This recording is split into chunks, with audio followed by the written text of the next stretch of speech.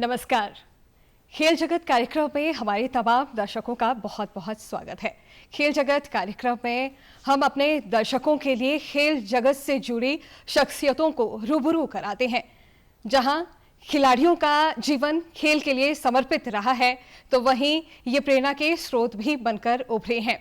वहीं आज विषय आधारित इस कार्यक्रम में टेबल टेनिस से संबंधित विषय हमने लिया है और इस खेल से जुड़े हुए व्यक्तित्व को भी आज इस कार्यक्रम में हम रूबरू कराएंगे। अधीश राणा जी आज कार्यक्रम में मौजूद हैं। अधीश राणा जी, कार्यक्रम में आपका बहुत बहुत स्वागत है। धन्यवाद जी आपका। जी, दर्शकों आपको बताना चाहेंगे खेल जगत कार्यक्रम विषय आधारित रहता है, तो आज का विषय है हिमाचल में टेबल टेनिस की खेल व्यवस्थाएं। हिमाचल प्रदेश में टेबल टेनिस की खेल व्यवस्थाओं के बारे में जरूर जानना चाहेंगे। इससे पहले अधीश राणा जी के व्यक्तित्व और खेल जगत में जो इनकी भूमिका है, इस पर थोड़ा सा प्रकाश डालना चाहेंगे। अधीश राणा जी राष्ट्रीय और अंतर्राष्ट्रीय स्तर पर हिमाचल को गौरवान्वित कर चुके हैं और हिमाचल के लिए इनके प्रयास सराहनीय हैं। इसके साथ साथ Himachal Pradesh table tennis association के ये सचिव भी हैं। जी हाँ, यंगेस्ट सचिव हिमाचल प्रदेश के ये रहे हैं। अधीश राणा जी, जहां कार्यक्रम में हम आपका स्वागत कर रहे हैं, वहीं आपसे टेबल टेनिस में जो आपका खेल जीवन रहा है, उसके प्रारंभिक जीवन को जानना चाहेंगे, शुरुआती जीवन को जानना चाहेंगे और इस ओर थोड़ा सा हमारे दर्शकों को ज़रूर बताएं। बिल्कुल, मैं जो 10 साल की उम्र में मैंने टेबल टेनिस स्टार्ट किया था, जो मैं शिमला में ही खेलता था इंदिरा गांधी खेल परिसर में, और 1 या 2 साल के अंदर मैं नेशनल पहुंच गया था, मतलब 11वां में ही पहुंच गया था। उसके बाद वहाँ नेशनल्स कैलीकट में हुए थे, जिससे मेरे को वहाँ एक petroleum sports promotion board Ajmer की एकेडमी थी, जो चाइनीज़ कोच वहाँ पे खिलाता था। उन्होंने मेरे को वहाँ पे देखा और उन्होंने मेरे को वहाँ पे चूज़ करके उन्होंने हमारे को बुलाया और वहाँ पे मेरे को ऑब्जर्वेशन में रखा 2 हफ्तों के लिए, और उन्होंने मेरे को वहाँ से सिलेक्ट किया।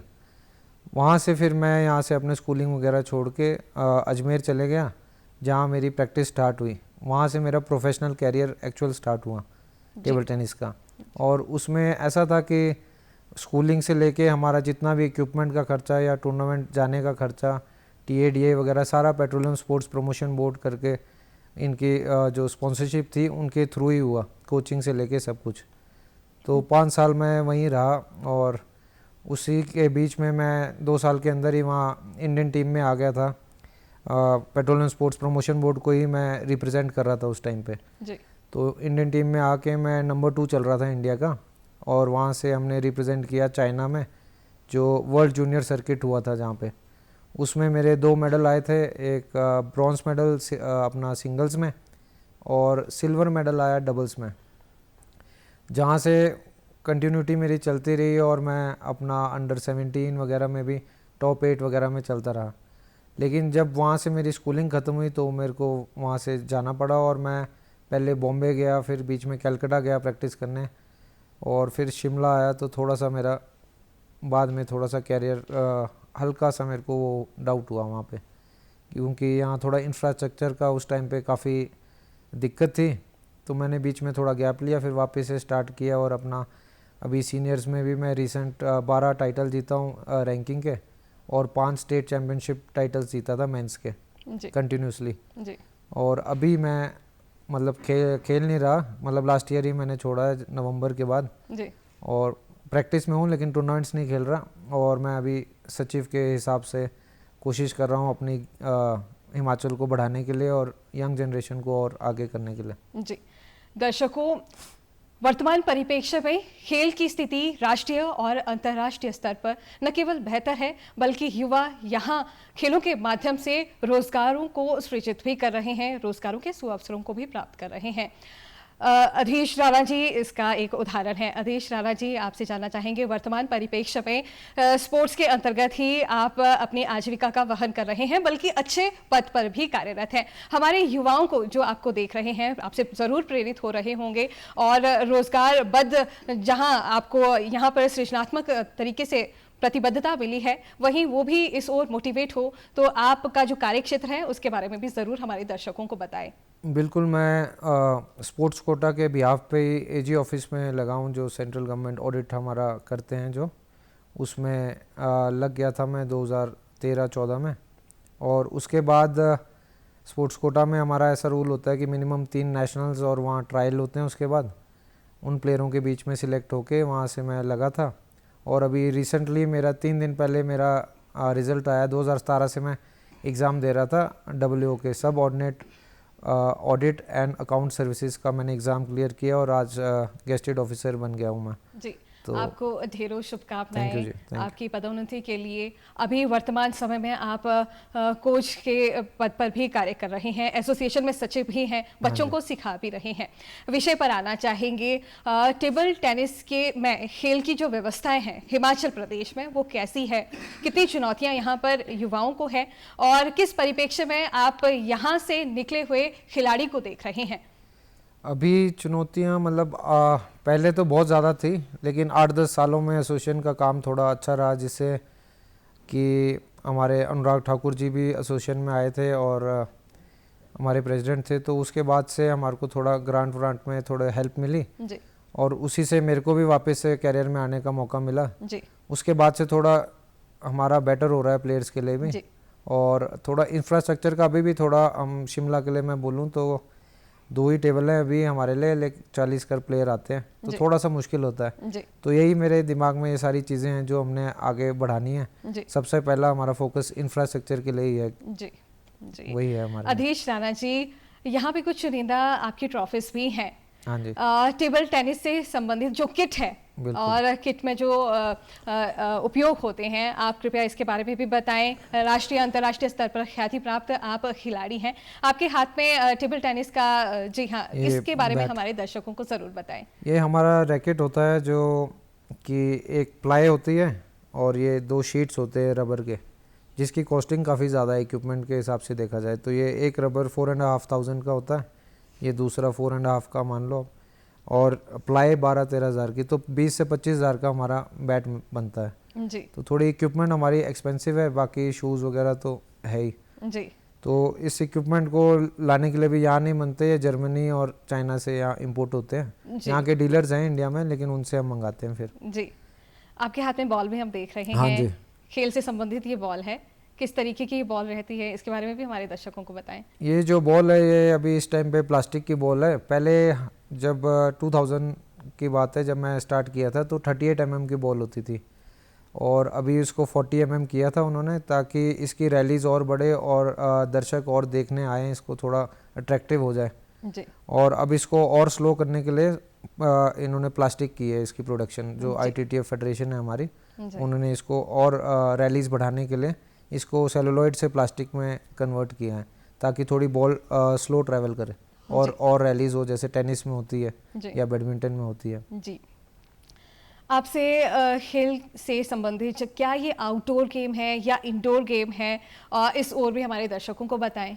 ये इंडोर गेम है जो कि आराम से अपने अंदर, जैसे हिमाचल के वेदर के लिए तो बहुत अच्छा है, या आउटडोर में बहुत दिक्कत होती है, कभी स्नोफॉल कभी कुछ होता है, तो इंडोर गेम के लिए तो हिमाचल के लिए सबसे बेस्ट है ये टेबल टेनिस जी। क्योंकि इतनी जगह भी नहीं चाहिए होती एक टेबल को, मतलब आप देख लो 2-4 टेबल, अगर बड़े हॉल में 4 टेबल आराम से लग जाते हैं जी। तो इस पे हमारे को ज़्यादा फोकस करना चाहिए वैसे हिमाचल को। ये होगी बैडमिंटन इंडोर गेम्स को जी। वो इस खेल के नियम क्या है, सर्विस के नियम क्या है, सर्व कैसे करते हैं? सर्विस में इसमें ऐसा है, टेबल के 2 साइड्स है जी। एक नेट हो गया बीच में जी। जिससे टेनिस में नेट के डायरेक्ट करते हैं हम सर्विस, इसमें एक बाउंस यहाँ कराना पड़ेगा, दूसरा वहाँ, उसके बाद नॉर्मल रैली स्टार्ट होगी नेट पार कराने की जी। और जो अगर नेट में मारेगा या डायरेक्ट बाहर मारेगा तो ओपोनेंट का पॉइंट हो जाएगा जी। तो इसमें हर 2 पॉइंट्स के बाद सर्विस चेंज होती है। 11 की सर्विस कर चुके हैं, 11 पॉइंट्स की अब मैच हो चुका है, पहले 21 पॉइंट्स का होता था जी। तो 2-2 सर्विस आती है इसमें। जी। आपसे जानना चाहेंगे आयु वर्ग का जो इसमें बंटवारा है, बांटा गया है, भिन्न भिन्न आयु वर्ग में ये खेल गतिविधियां खेली जाती है, कृपया आयु वर्ग के बारे में भी बताएं। बिल्कुल, इसमें अंडर 11 से स्टार्ट हो चुका है। Under 11, under 13, under 15, under 17, under 19 और फिर ओपन इवेंट जो सब खेल सकते हैं जी। तो अंडर 11 पहले अंडर 13 अंडर 12 भी होता था, अब अंडर 11 में भी तो हम और यंग बच्चों को पकड़ सकते हैं इसमें कि उनका लंबा सफ़र चलता है और ओलंपिक्स या कॉमनवेल्थ को टारगेट कर सकते हैं छोटी सी उम्र से पकड़ेंगे अगर ट्रेन करेंगे उनको तो। जी, वर्तमान समय में आपके अलावा जहां आप कोच बनकर बच्चों को सिखा भी रहे हैं, बच्चों में, खिलाड़ियों में जो नए खिलाड़ी निकल कर आ रहे हैं उनके बारे में कैसा रुझान और सौजन्य से देखा जाए और किस तरीके से बच्चे इस दिशा में टेबल टेनिस में अच्छा कर सकते हैं और अच्छा कर भी रहे हैं, उनके बारे में भी बताएं। बिल्कुल, इसमें जो मेरा गैप था मतलब 16-17 साल हो गए जो मैं फर्स्ट इंटरनेशनल खेला था। अभी रिसेंटली 2 साल पहले हमारा नमन भटनागर है एक जो कांगड़ा से खेलता है और खेलो इंडिया एकेडमी है रेनबो इंटरनेशनल स्कूल नगरोटा में जो कांगड़ा में है, उधर से प्रैक्टिस करके वो अभी पहुंचा है अपना इजिप्ट ओपन में भी उसके 2 मेडल आए हैं, एक ब्रॉन्ज और एक टीम का सिल्वर, और नेशनल लेवल में सिल्वर मेडल था वो, तो वो भी नंबर 2। तो इतने गैप के बाद अब वो लड़का आया है और उसको देख देख के अभी जो ग्रुप बन गया है तो 5-6 हमारे अच्छे यंग जनरेशन है जिनको हम जिनके ऊपर हम फोकस कर रहे हैं। लड़कियों में भी भवप्रीता है, राघव है जी। अलग अलग मंडी के हैं, कोई यहाँ शिमला के 2 लड़के हैं हमारे युग, अच्छा और अयान है अंडर 11 में, तो अच्छा चल रहा है वहाँ जी। कितनी चुनौतियाँ आप समझते हैं कि टेबल टेनिस हिमाचल में सामना कर रहा है ये खेल? चुनौतियाँ हमारे लिए जो हमारे प्लेयर्स हैं वो काफ़ी टैलेंटेड है, मतलब जो भी बाहर जाके खेल रहे हैं या अलग अलग टूर्नामेंट्स में उनकी मैंने गेम देखी है और उनका मतलब देखा है कि इतनी जल्दी वो पकड़ लेते हैं कम खेल के भी, तो उस हिसाब से काफ़ी हम स्ट्रॉन्ग है। लेकिन हमारे को थोड़ा इंफ्रास्ट्रक्चर का काफ़ी इशू हो रहा है, जैसे दिल्ली जाओ या बॉम्बे कोई भी जगह जाओ आप तो 16-16 टेबल के हॉल हैं वहाँ बड़े बड़े जी। यहाँ हमारे 2 टेबल है, किसी में 4 है, किसी में 6 है, धर्मशाला में है थोड़े बहुत, तो उसका हमारे को थोड़ा सा बेनिफिट नहीं मिल पा रहा। और थोड़े बहुत कोचेज़ है, हर सिटी में कोच नहीं मिल पा रहे, NIS के है लेकिन 4-5 ही हैं, तो उसका थोड़ा सा हमारे को इफ़ेक्ट है। लेकिन इसीलिए हमने अभी प्लान किया है, 2 कोचेज़ से हमारी बात चल रही है, जो कि एक चाइनीज़ कोच है जो साई के साथ अभी अंतर्गत है अपना कैलकाटा में, तो साई को हमने बात की है, अगर वो अलाउ कर देंगे तो शायद हम उनसे यहाँ पे सिखाने के लिए 1-2 महीने के लिए कैंप के लिए हम प्लान कर रहे हैं। नहीं तो एक और है जो इंडियन टीम को पहले खिलाते थे फेलिक्स करके, उनसे हमारी पूरी बात हो चुकी है, फाइनेंशियली भी काफ़ी बात हो चुकी है, तो उनसे भी हम मतलब इस साल हमारा प्लान है कि हम 1-2 महीने के लिए इंटरनेशनल कोच लाएँ यहाँ पे जी। अधीश राणा जी, बेहद कम उम्र में आपने ये खेल खेलना शुरू कर दिया था, मात्र 10 वर्ष की आपकी आयु थी जब आप इस खेल से जुड़े। अंडर 12 में के बाद ये स्तर बढ़ता गया, खिलाड़ी बनकर भी आप रहे हैं, कोच बनकर भी आपने बच्चों को प्रशिक्षित किया है, खिलाड़ियों को प्रशिक्षित किया है और एसोसिएशन में यंगेस्ट सचिव आप नियुक्त हुए हैं। आगामी रणनीति को समझ पा रहे हैं, जहां आपकी रणनीति ये है कि यहां पर अंतर्राष्ट्रीय स्तर के कोचेस कम से कम आए, खिलाड़ियों को मोटिवेट करें, प्रेरित करें और उन पर कार्य करें।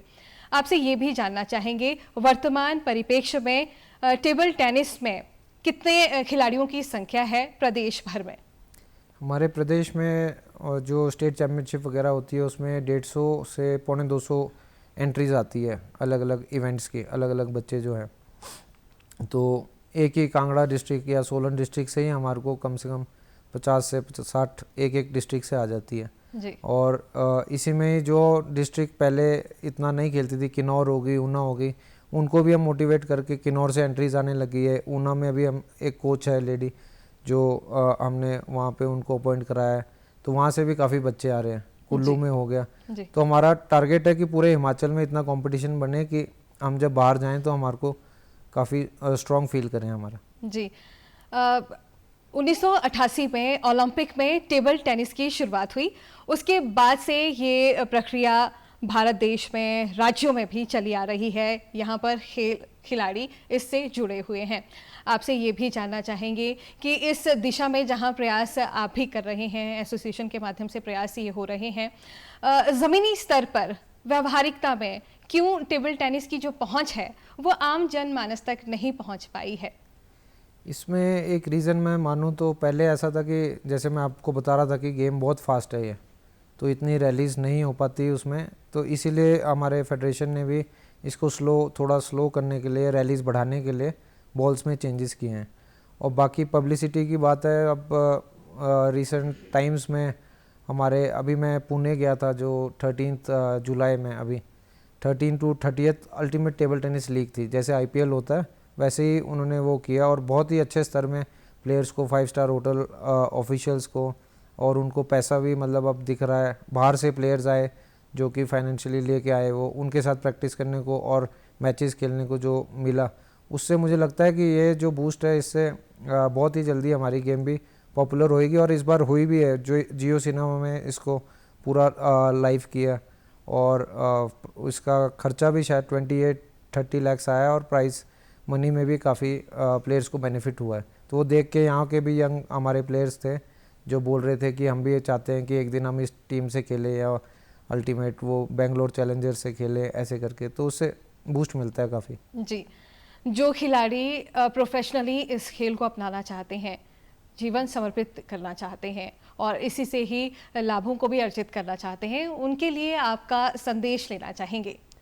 मेरा ये संदेश है कि अब पहले जैसा नहीं रहा कि जैसे एक ही गेम हो या कौन सी गेम को ज़्यादा वो मिल रहा है, लेकिन जिसमें अगर आप अच्छे प्लेयर हो और अगर आप कॉमनवेल्थ या ओलंपिक्स टारगेट कर सको, जैसे नीरज चोपड़ा ने किया, कोई भी गेम से हो, तो उसके बाद आप कहीं कोई भी लेवल तक पहुंच सकते हो। आपकी पॉपुलैरिटी से लेके आप फाइनेंशियली भी इतने स्ट्रांग हो जाओगे, आपको मतलब और कोई चीज़ की अगर आपको पैशन है तो आपको ये कहीं से कहीं तक पहुंचा सकती है गेम। जी, इस खेल में जहां खिलाड़ियों को आप तैयार करते हैं, उस प्रक्रिया के बारे में जानना चाहेंगे। कैसा रूटीन रहता है खिलाड़ियों का?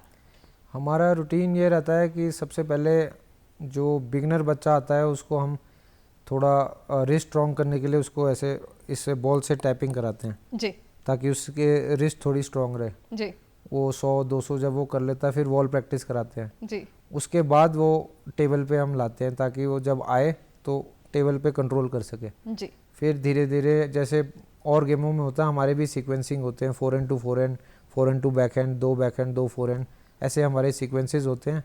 इसमें सेम वार्म अप होता है पहले, फिर ऑन टेबल प्रैक्टिस होती है, फिर कूल डाउन होता है, ऐसे 2 सेशन का वो रहता है। जी। वर्तमान समय में अभिभावक भी अपने बच्चों को खेल संसार में भेजना चाहते हैं। आपसे जानना चाहेंगे, टेबल टेनिस में न्यूनतम आयु वर्ग का बच्चा, कितनी न्यूनतम आयु वर्ग रहेगी जहां बच्चा यहां आ सकता है, जुड़ सकता है और अपनी प्रैक्टिस को सुचारू कर सकता है? हमारे अब 7 साल 8 साल में आ जाते हैं, 6 साल के भी 1-2 आए, लेकिन अभी थोड़ा सा उनको हाइट का थोड़ा फ़र्क पड़ता है। लेकिन चाइना में जैसे मैंने देखा 6-7 साल के बाद से ही 9 साल की उम्र में तो वो हज़ारों बच्चों में से चूज़ कर चुके होते हैं कि ये बच्चे हम टेबल टेनिस के लिए डाल रहे हैं, ये खेल सकेंगे, ये नहीं खेल सकेंगे। जी, तो 8 साल तो मिनिमम सबसे बेस्ट वो है कि कम से कम 12-15 साल उसको सीनियर तक मतलब पहुंच के वो बिल्कुल पॉलिश हो जाए उस टाइम पे। जी। इस खेल में बच्चा, जहां खिलाड़ी प्रोफेशनली इस खेल को लेना चाह रहा है, अभी आयु वर्ग में छोटा है, वहीं कोच और अभिभावकों की जो जिम्मेदारी है वो काफ़ी ज़्यादा रहती है। कोच दिमागी तौर पर खिलाड़ी को सृजनात्मक तरीके से प्रेरित करता है, तो वहीं अभिभावक डाइट के ज़रिए बच्चों के खानपान में, खिलाड़ियों के खानपान में क्या सलीका होना चाहिए, उसे अपनाकर एक प्रयास कर सकता है। तो आपसे अभिभावकों के लिए वो संदेश भी लेना चाहेंगे, जहां वो सोच रहे हैं कि उनका बच्चा प्रोफेशनली इस खेल में जाए, तो उनकी ओर से क्या प्रयास किए जा सकते हैं? उनकी ओर से यही है कि प्रैक्टिस से पहले जो डाइट रहती है वो लाइट रहे, ताकि जब वो प्रैक्टिस पे आए तो उसको भारीपन ना हो। और क्योंकि इसमें फ़िटनेस का काम देखने में लगता है कि इतनी फ़िटनेस नहीं होगी, लेकिन काफ़ी फ़िटनेस रहती है इसमें जी, क्योंकि स्पीड बहुत है गेम में। जी, तो अगर लाइट रहे और अपना ऑयली फूड ना हो, जूसेस हो, फ्रूट्स हो, सैलेड हो, इस पे ध्यान दें। और जैसे अगर घर पे बच्चा जब जाता है, सुबह उठता है और उसको अगर कोच ने बोला है कि सुबह आपने ये फिटनेस करनी है, इतनी स्किपिंग करनी है, अगर उसका भी ध्यान रख सके तो और बेटर है वैसे तो। जी। अधीश राणा जी, राष्ट्रीय स्तर पर आपकी रैंकिंग जहां टॉप 4, टॉप 6 और टॉप 8 और टॉप 16 तक भी रही है, आपसे जानना चाहेंगे, जहां आपने इसे मेंटेन भी किया, वहीं आप जब प्रदेश में आपकी वापसी हुई तो इंफ्रास्ट्रक्चर की कमी के चलते आपको अपने रैंकिंग में बदलाव देखना पड़ा, आपकी रैंकिंग डाउन हो गई। प्रदेश की जो स्थिति है वो बेहतर बन सके, टेबल टेनिस के क्षेत्र में संभावनाएं और तराशी जा सके, कुछ ऐसे प्रयास जहां आप सुनिश्चित करा रहे हैं, तो ये मंच मिला है, आप ज़रूर कहें। बिल्कुल, जैसे जो कमियां मुझे लगी है और जो मैं कुछ सालों से देख रहा हूँ, उसी पे वर्क कर रहा हूँ, उसी पे सोच रहा हूँ कि हमारा इंफ्रास्ट्रक्चर जितना हो सके, सबसे फर्स्ट हमारा यही है, क्योंकि पार्टिसिपेशन हम बढ़ा चुके हैं। सबसे पहले था कि हमने प्लेयर लाने जितने हो सकते हैं, पार्टिसिपेशन हमारे पास आ चुकी है, काफ़ी प्लेयर्स आ चुके हैं छोटी उम्र के। अब हमारे को चाहिए इंफ्रास्ट्रक्चर, जिससे कि हम इजीली अपना उनको खिला सके और उनको ऐसा बाहर जाने की ज़रूरत ना पड़े। हम चाहते हैं कि बाहर के प्लेयर यहाँ आए, कि हिमाचल में इतना अच्छा है कि हम हिमाचल में प्रैक्टिस करना चाहते हैं। क्योंकि हाई एल्टीट्यूड ट्रेनिंग जो बोलते हैं, जर्मनी जाते हैं लोग, कहाँ जाते हैं, तो हमारे अगर इंफ्रास्ट्रक्चर इतना अच्छा होगा तो मैं खुद फेडरेशन से, हमारी table tennis federation of India से बात करके यहाँ पे नेशनल कैंप्स भी ला सकता हूँ। लेकिन हमारा इंफ्रास्ट्रक्चर के कमी की वजह से हम ये सब नहीं कर सकते जी। तो मेरा मेन फोकस यही है। हमने गवर्नमेंट को भी अभी लिख के दिया है कि अगर हमारे को कोई हॉल मिल जाए या कुछ लैंड ही मिल जाए तो हम अपने हिसाब से हॉल बना लें जी, कम से कम 16 टेबल का जी। हाँ जी। जहां आप के माध्यम से हम समझ पा रहे हैं, खिलाड़ी के तौर पर आपने बेहतरीन कार्य किया है, राष्ट्रीय अंतर्राष्ट्रीय स्तर पर न केवल प्रदेश को गौरवान्वित किया है, भारत देश को गौरवान्वित किया है। कार्यक्रम में आप शामिल हुए, युवाओं के लिए आपसे संदेश लेना चाहेंगे, जहां पर नशे की गर्त में युवा धंसता जा रहा है, कैसे वो खेल जगत की ओर रुख करें जहाँ उसका उज्जवल भविष्य हो सके। देखें, जो अगर आप खाली हो तो ऑटोमेटिक ही आपका काम या दिमाग इधर उधर जाएगा। तो अगर आप स्पोर्ट्स में आते हो 3-4 घंटे, या अगर आपको कोई भी स्पोर्ट्स हो, टेबल टेनिस ही नहीं, कोई भी स्पोर्ट्स में जाएं और ये सब चीज़ों से दूर रहे। क्योंकि अगर आप फ्री हो तो आपका दिमाग खुद ही जाएगा, धीरे धीरे आपका पैशन उस स्पोर्ट की तरफ जाएगा, तो आपकी रेगुलरिटी बढ़ेगी और ऑटोमेटिक आप उससे अलग हो जाएंगे।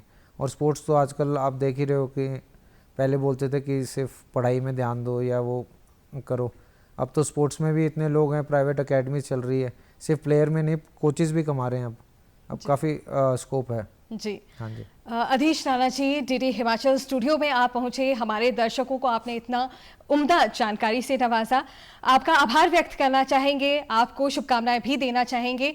आप कार्यक्रम में मौजूद हुए, आपका आभार, बहुत बहुत शुक्रिया। दर्शकों, अधीश राणा जी आज कार्यक्रम में मौजूद थे। टेबल टेनिस खेल के ये खिलाड़ी हैं, राष्ट्रीय और अंतर्राष्ट्रीय स्तर पर बेहतरीन प्रयासों से इन्होंने ये मुकाम हासिल किया है। इनका संदेश यही है कि युवा अपनी मेहनत से, कड़ी मेहनत से ये सफलता हासिल कर ही सकता है। इन्हीं प्रयासों और जानकारियों के तहत खेल जगत कार्यक्रम में आज जहां हमने आपको रूबरू कराया अधीश राणा जी से, वहीं यहाँ पे टेबल टेनिस की संभावनाओं को भी तराशा, प्रदेश में कैसी इसकी संभावनाएं रहती है। खेल जगत कार्यक्रम में आज बस इतना ही। उम्मीद है आज के कार्यक्रम से आप जरूर लाभान्वित होंगे। प्रदेश में और व्यक्तित्व खेल जगत के जो जुड़े हैं उसे खेल जगत कार्यक्रम के माध्यम से आपको जरूर रूबरू कराया जाएगा। आज कार्यक्रम में बस इतना ही। नमस्कार।